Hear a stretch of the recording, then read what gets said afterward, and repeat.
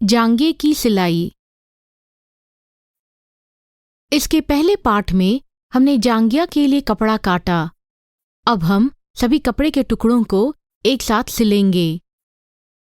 हम पहले पैर की खुली जगह पर एक लिपटी हुई बाइंडिंग सिलेंगे, फिर बगल की सीम सिलेंगे, फिर कमर की खुली जगह में इलास्टिक पिरोएंगे और अंत में जांघिया पूरा करेंगे। उद्देश्य: इस पाठ के अंत में आप जांघिया के कपड़ों के टुकड़ों को एक साथ सिल पाएंगे, अंतिम उत्पाद की गुणवत्ता को जांच कर पाएंगे। आइए जांघिया सिलने के लिए लगने वाले औजार और सामग्री से वाकिफ होते हैं। वे हैं काटे हुए कपड़ों के टुकड़े और इलास्टिक, मिलता जुलता धागा, सिलाई मशीन, छोटी कैंची और नापने की टेप। जांघिया के पैर की खुली जगह फेसिंग, बाइंडिंग, झालर या लेस से पूरा कर सकते हैं। यहाँ हम बाइंडिंग से पूरा करेंगे। देखते हैं कि पैर की खुली जगह पर लिपटी हुई बाइंडिंग कैसे सिलते हैं। पहले कोई एक क्रॉस पीस लीजिए और एक कटे किनारे से 1/5 इंच अंदर की तरफ मोड़िए। गुणवत्ता और अंतिम फिनिश बनाए रखने के लिए पट्टी की पूरी लंबाई में नाप सही होने का सुनिश्चित कीजिए। अब मोड़ पर दबाव डालकर सपाट कीजिए। दूसरे क्रॉस पीस पर भी यही दोहराइए। न मोड़े हुए क्रॉस पीस को एक पैर की खुली जगह की सही तरफ के ऊपर लाइए और कटे हुए किनारों को एक साथ रखिए। पैर की खुली जगह के साथ साथ 1/5 इंच सीम अंतर पर सिलिए।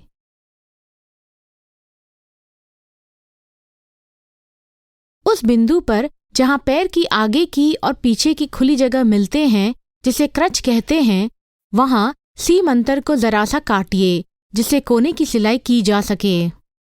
क्रॉस पीस गलती से मत खींचिए और सिलाई पूरी होने तक सीम अंतर 1/5 इंच बनाए रखिए।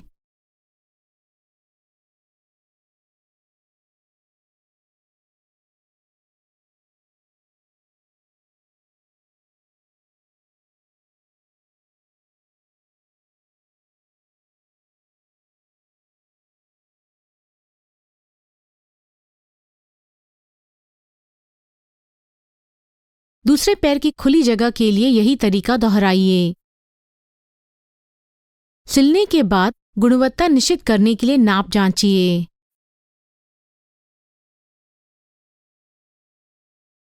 जैसे कि यहाँ दिखाया गया है, क्रॉस पीस को सीम की तरफ मोड़ते हुए सीम को खोलिए।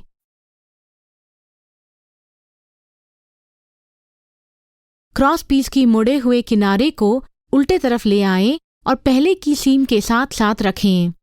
मोड़ पर दबाइए।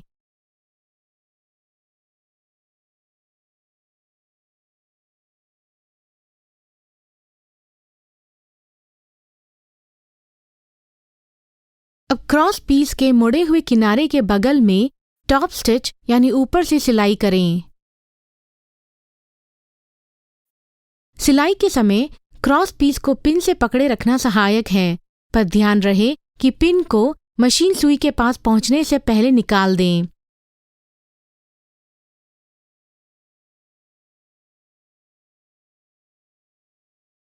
दूसरे पैर की खुली जगह की बाइंडिंग के लिए भी वही तरीका दोहराएं।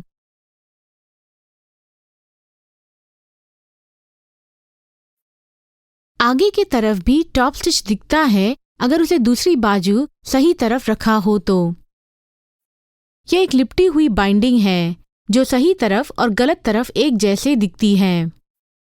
अब हम फ्लैट फेल सीम वाली बगल की सीम सिलना देखेंगे।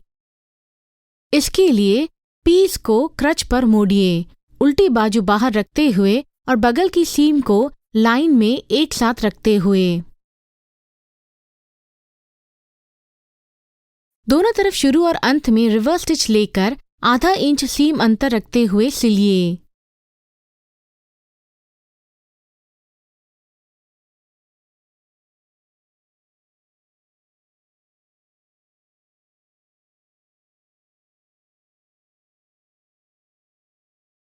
हम बगल को फ्लैट फिल सीम से सिलेंगे, जांघिया को बाहर और अंदर से अच्छा फिनिश देने के लिए।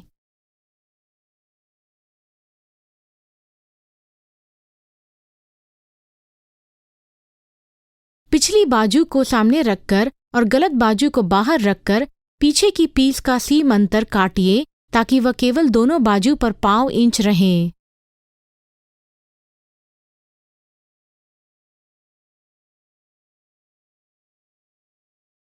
सीधी बाजू पर साफ घुमाव पाने के लिए दोनों बाजू के घुमाव पर हल्का सा काट लगाइए।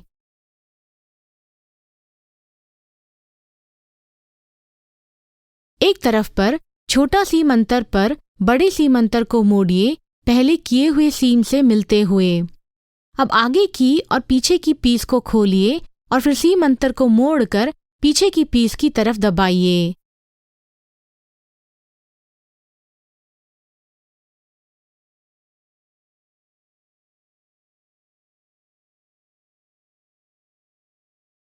मुड़े हुए सीम अंतर पर टॉप स्टिच कीजिए, दोनों तरफ शुरू और अंत में रिवर्स स्टिच लेते हुए।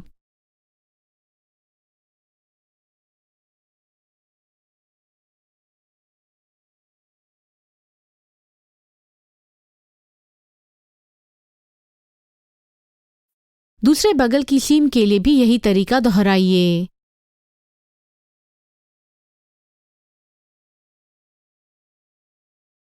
अब हमारी फ्लैट फिल सीम वाली बगल की सीम तैयार है। अब आइए देखते हैं कि कमर की केसिंग कैसे बनाते हैं। ड्राफ्टिंग करते समय कमर की केसिंग के लिए हम 1 इंच मिलाते हैं। आपने जो भी नाप ड्राफ्टिंग के समय लिए थे, सिलने के लिए भी वही काम में लाएं। कमर पर कटे हुए किनारे को कपड़े की गलत बाजू की तरफ 0.5 इंच मोड़िए और सभी ओर से दबाइए।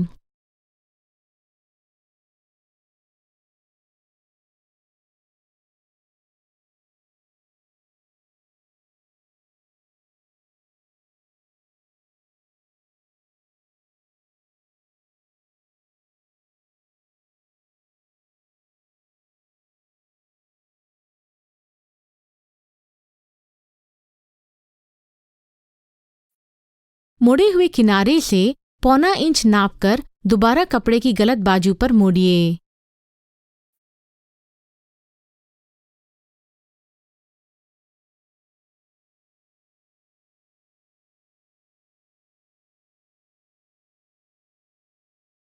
शुरू और अंत में रिवर्स स्टिच लेकर कमर के चारों ओर एक बगल की सीम पर सिलिए, लेकिन शुरू के पॉइंट से आधा इंच पहले खत्म कीजिए।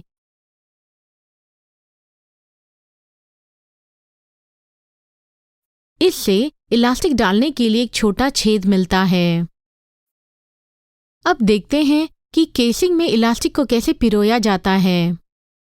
इसके लिए हम एक सेफ्टी पिन को इलास्टिक के एक छोर पर पिन करके केसिंग में जो आधा इंच जगह बनाई थी उसमें इलास्टिक पिरोएंगे। इलास्टिक लगी हुई सेफ्टी पिन को केसिंग में से चलाइए। साथ साथ इलास्टिक के दूसरे छोर को पकड़े रखिए ताकि वह केसिंग में फिसल न जाए।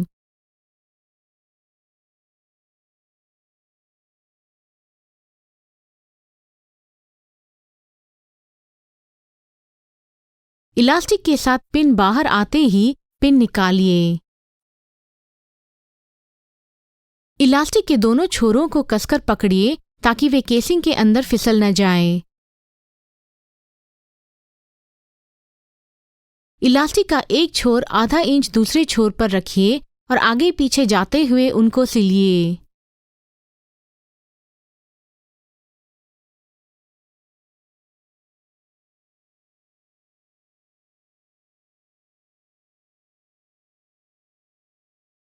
अब इलास्टिक को छोड़िए और केसिंग के अंदर फिसलने दें।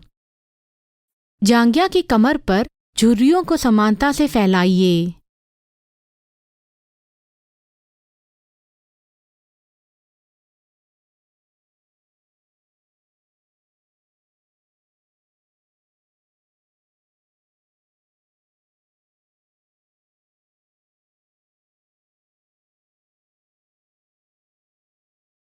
अब हम उसे इस्त्री करेंगे जिससे व्यवसायी और सुंदर दिखे। हमारा जांघिया तैयार है। तैयार उत्पाद की विभिन्न गुणवत्ता के पहलू जांच करना बहुत जरूरी है। इसलिए गुणवत्ता की जांच करके सुनिश्चित करते हैं कि हमारे उत्पाद की गुणवत्ता अच्छी है। सबसे पहले देखिए कि तैयार उत्पाद के कमर के घेर लिए हुए नापों से मिलता है क्या।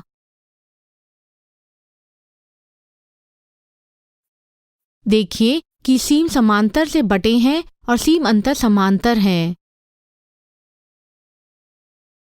कपड़े के सीधे बाजू और गलत बाजू पर टांके उसी प्रकार लग रहे हैं, यह देखकर जांचिए कि मशीन की सीम पैटर्न सही है। देखिए कि हेम और सीम कोने के बगैर जुड़े हैं। देखिए कि मोड़ पर लगी टॉप स्टिच साफ है और मोड़ के नजदीक है। देखिए कि बैक स्टिच साफ है और एक दूसरे के ऊपर सिर्फ 2 या 3 रेखाएं हैं। अंत में देखिए कि उत्पाद को ठीक से इस्त्री लगी है।